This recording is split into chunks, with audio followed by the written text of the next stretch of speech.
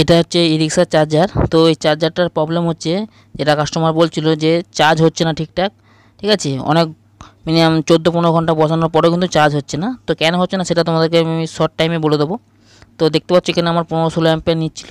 তো এইখানে এইগুলো হচ্ছে অ্যালুমিনিয়াম তার। তো এইখানে যে তারগুলো আমাদের লাগানো হয় সেইগুলো ভালো মানে এর সঙ্গে সোল্ডার হয় না। ঠিক আছে, সোল্ডার না হওয়ার কারণে, যেহেতু এটা অ্যালুমিনিয়াম তার, আমরা তার পেঁচিয়ে করি, তো সেটা না হওয়ার কারণে কিন্তু ভালো অ্যাম্পিয়ার নেয় না এবং চার্জও হয় না ঠিকঠাক।